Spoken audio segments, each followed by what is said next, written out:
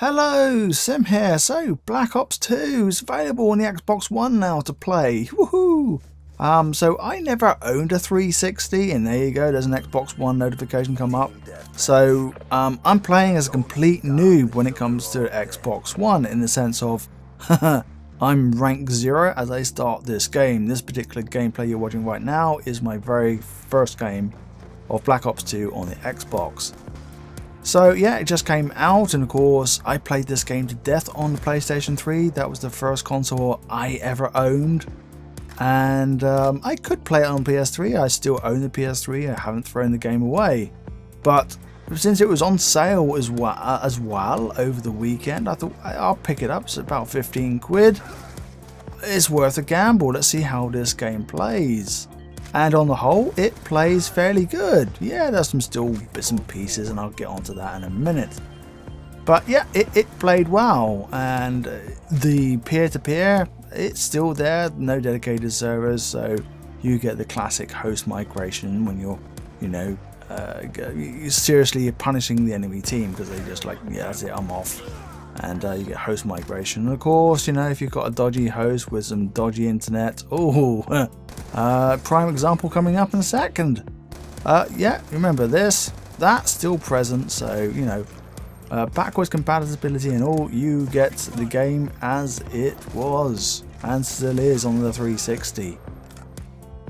Now it's a shame really that Sony hasn't done backwards compatibility in a native way. What I mean is that the code, the game is running on the console itself.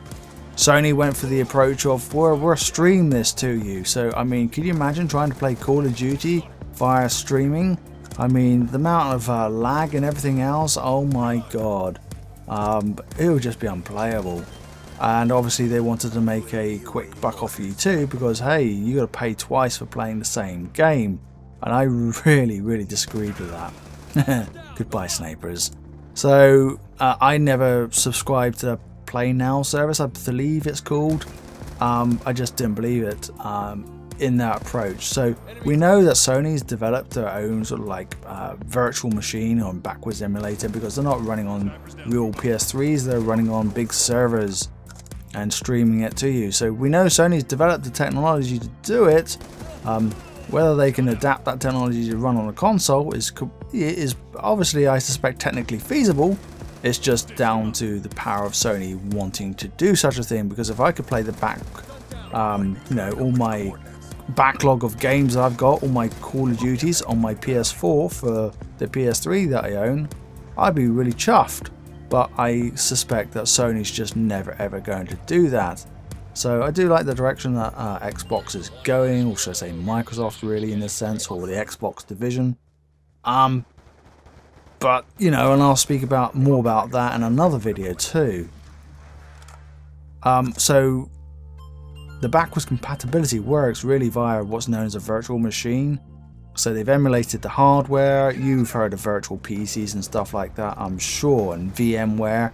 That's the sort of thing. So they've emulated an Xbox 360, which is running on a PowerPC architecture. Think like a traditional Apple Mac, and now they're getting it to run that Apple Mac type thing running on a PC hardware, Intel x86. And then all they do, once they've got that, they just load up the classic 360 operating system, and then the game just loads on top of that, and it all runs within an Xbox One application. So you can still switch back out to the Xbox and do all that sort of stuff, messaging and stuff if you want on the Xbox One, whilst you can still do partying and messaging within the traditional 360 dashboard, which you have to hold down the, I'll call it the start, and I think it's the burger button. Forgive me if I get those names wrong, but it's the two little horizontal ones, the ones that you traditionally bring up a start menu with, or options menu, and the one you bring up the scoreboard with. Hold those two together and you get the 360 dashboard. So as you can see there's a lot of familiar maps, and this was just going down memory lane. Yes, there were some teething issues here and there, traditional peer-to-peer stuff, but the game was still enjoyable and playable. So much so that I went, okay, this is good. The season pass is also on offer, and for about 35 quid overall, I got a complete Black Ops 2 collection. multiplayer maps and everything. And that was nice timing. Here we go, flipping over to the map Frost, so from the DLC map pack. So yeah, I mean, yeah, am I going to be playing this game more than Infinite Warfare? I don't know. But it's also part of getting ready for that next, you know, boots on the ground Call of Duty Modern Warfare, not Modern Warfare, Call of Duty World War II. So getting ready for that. Obviously dedicated servers will be there, yeah, so but it was actually having fun and not feeling ragey all the time. It was great not to be like rage and just getting really annoyed with the game due to the BS. Now, that's not to say that the netcode is any better or not any better.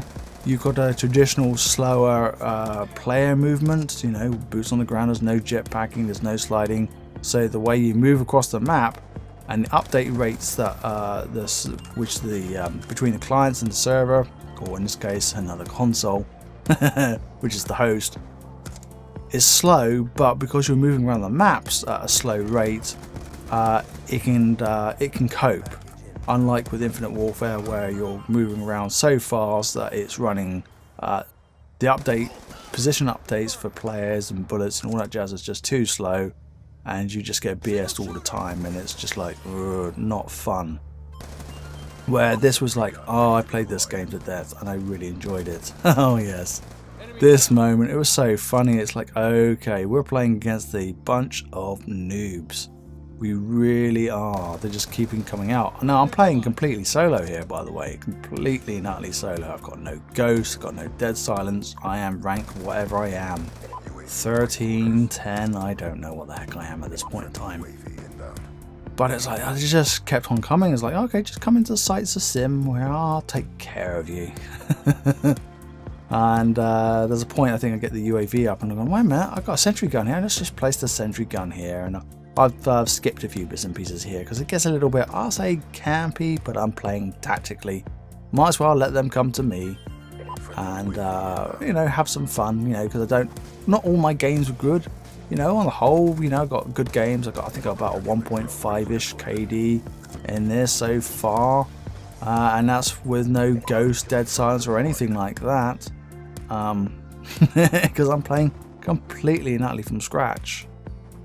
And yeah, so I was having good fun. I don't know, I might end up playing this game a lot more. And just, I don't know whether I'd go and do all the prestiging stuff or whether I just get up to max of rank, you know, level 55 or whatever it is, and just stop there and just say, well, that's it. I may just prestige guns and stuff, and I'll just leave it as that. I just won't prestige. The guy gets a little bit wise later on. He actually decides he's going to flank. Whoa, look at it. Whoa, flank. Impressive. It's so funny. But I have had a lot of fun. But it's a shame that Sony has decided not to bring native. Oh, did you see the way he just popped there? Classic lag compensation. He was there, then he wasn't. He just teleported there, right? But even with that sort of stuff, you can still cope. You know, it's not to say there isn't really silly scenarios. I mean, it is a 5-year-old game, but there's a lot of people playing this particular game, and I've had fun playing it so far. Don't know, it'd be interesting. So, what do you think about Sony not having a proper backwards compatibility on their console so you can run it natively and pop in your PS3 discs and stuff? Let me know what your thoughts are down in the comments below, and as always, appreciated thumbs up. And until next time, this has been Sim.